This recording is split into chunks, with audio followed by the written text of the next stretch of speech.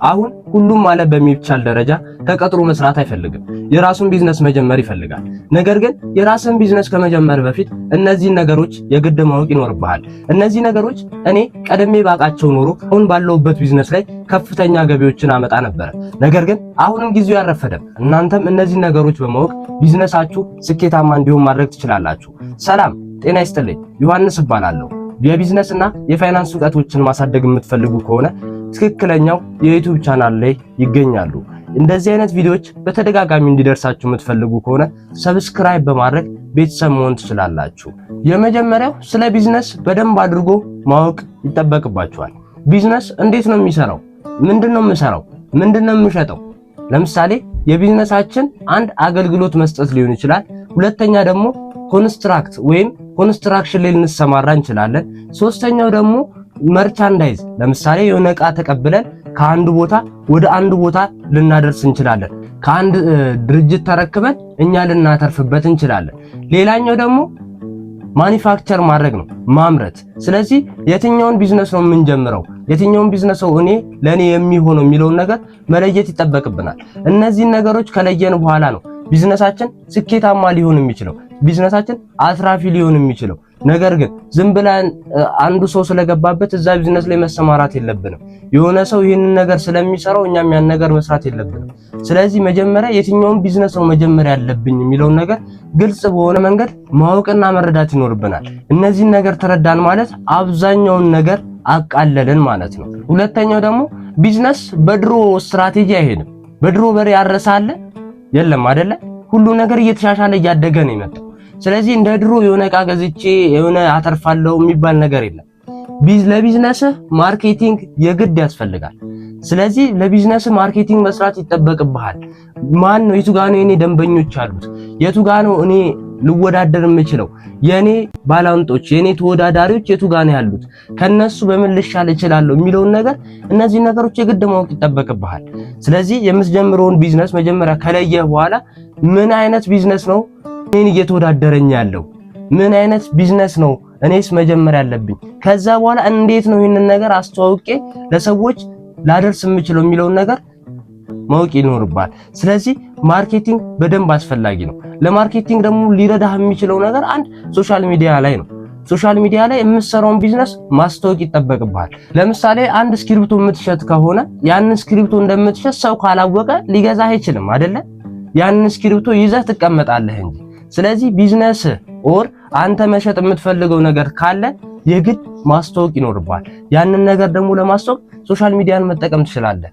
ይሄ አሁን ላይ ቢልቦርዶች ምናምን አይደለም። ምክንያቱም ስታርታፕ ቢዝነስ ነው፣ ገና ልትጀምረው ነው አይደለ?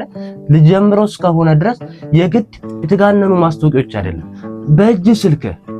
በእጅ ስልክ ስለምትሸጠው ነገር፣ ስለምታቀርበው አገልግሎት፣ ስለምትሰጣቸው አገልግሎቶች ማስተዋወቅ ይጠበቅብሃል። ሶስተኛው ደግሞ ስለ ፋይናንስ ማወቅ ይኖርብሃል። ስለ ፋይናንስ በጣም ማወቅ ይኖርብሃል። ምክንያቱም ገንዘብ ለማግኘት ነው አይደለ ቢዝነስ የምትጀምረው እንጂ ለጽድቅ አይደለም የምትሰራው። ለጽድቅ ከሆነ ኤንጂኦ ሊሆን ነው። ስለዚህ አንተ ቢዝነስ የጀመርከው ገንዘብ ለማግኘት እስከሆነ ድረስ የግድ ፋይናንስን መቆጣጠር ይኖርብሃል። ገቢህ ምን ያህል ነው? ወጪህ ምን ያህል ነው? ኢንቨንተሪ ወይም የገዛኸው ዕቃ ምን ያህል ነው? ለምሳሌ ማኒፋክቸር የሚያደርጉ ሰዎች እያንዳንዱን ኢንቨንተሪ ማወቅ ይኖርባቸዋል።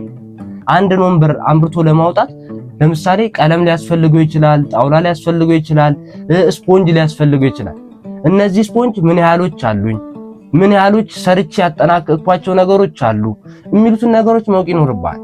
ስለዚህ ለሆነ ነገር የግድ ኢንቨንተሪ ምን ያህል እንዳለ መለየት፣ ምን ያህል ገቢ እንዳገኘ በዛ ወር መለየት፣ ከዛ በኋላ እነዚህ ያገኛቸውን ገቢዎች ደግሞ መለየት ይጠበቅብሃል። ይሄኛው ገቢ ለኢንቨስትመንት፣ ይሄኛው ገቢ ለእንደዚህ ብለህ ኢንካም ስቴትመንት ባላንስ ሺትን በደንብ አድርገህ ማወቅና መለየት ይጠበቅብሃል። ለቢዝነስህ ምን እያደረክለት ነው? አሴቶች እየገዛህለት ነው ወይስ ሊያቢሊቲ ነው? ለምሳሌ ሊያቢሊቲ የሚባለው ምንድነው? ለምሳሌ አንተን መጪ መልሶ የሚያስወጣህ ነገር ከሆነ ለምሳሌ የሚቃጠል ዝም ብሎ የማይረባ ዕቃ ከምትገዛና ጥሩ ዕቃ ከምትገዛ የትኛው ይሻላል? ጥሩ ወንበር ከምትገዛና ዝም ብሎ በአነስተኛ ዋጋ የተወሰነ ወንበር ከምትገዛ ጊዜ ተሻጋሪ ወንበር ይሻላል አይደለ? አንተ ረጅም ጊዜ ልትገለገልበት የምትችለው። ስለዚህ ይሄኛው አሴት ይባላል። አንተን መልሶ ሊያገለግልህ የሚችለው መልሶ ገንዘብ ሊያመጣልህ የሚችለው ነገር አሴት ይባላል። ስለዚህ አሴት ነገሮችን ለቢዝነስ ማድረግ ይጠበቅብሃል። መልሶ ገንዘብ ሊያመጣልህ የሚችለው ነገር ምሳሌ በማሽን የምትሰራ ከሆነ ማሽኖች ያንን ስራ ሊያቀልልህ የሚችል ማሽን እንደዚህ ነገሮች እያደረግ ቢዝነስን ማሳደግ ትችላለህ። ስለዚህ ስለ ፋይናንስ በደንብ አድርገህ ማወቅም ይጠበቅብሃል። ሌላው ደግሞ ኤችአር ነው፣ ሂውማን ሪሶርስ። ምን መሰላችሁ? አብዛኛው ቢዝነስ ኦን ያደርጋል። ከሰው ጋር ነው ቢዝነስ የምትሰራው። የተወሰነ ጊዜ ብቻ ልትሰራ ትችላለህ። ከዛ በኋላ ግን የሰው ግድ ሰው መቅጠር ይኖርብሃል። ሰው ስትቀጥር እንዴት ነው የሰውን ጸባይ ሃንድል የማደርገው፣ እንዴት ነው ከሰው ጋር ልሰራ የምችለው የሚለውን ነገር በደንብ አድርገህ ማወቅ ይጠበቅብሃል። የሰውን ጸባይ ተረድተህ ከሰው ጋር መስራት ካልቻልክ ቢዝነስ ትርፋማ ላይሆን ይችላል። ምክንያቱም በአንድ እጅ ማጨብጨብ ይቻላል፣ የተወሰነ ድምጽ ሊያወጣ ይችላል። ምክንያቱም እንደዚህ አድርገህ ድምጽ ልታወጣ ትችላለህ። ግን በሁለት እጅ ሲሆን ደግሞ የበለጠ ድምጽ ይኖረዋል። ስለዚህ ከሰው ጋር ለመስራት ስለ ሰው ጸባይ ማወቅ ይኖርባል፣ ስለ ሰው ባህሪ ማወቅ ይኖርባል። እንዴት ነው ሰራተኛ የሚቀጠረው፣ እንዴት ነው ሰራተኛ እንትን የሚባለው፣ እያንዳንዱን ነገር ማወቅ ይጠበቅብሃል። እነዚህ ነገሮች ካወቅ ቢዝነስ ስኬታማ የማይሆንበት አንተም ከዜሮ ተነስተህ ትልቅ ደረጃ የሚደርስ ቢዝነስ መገንባት ትችላለህ። የትኛው ሐሳብ ተመቻችሁ? የተመቻችሁን ሐሳብ ኮሜንት ላይ አስቀምጡልኝ።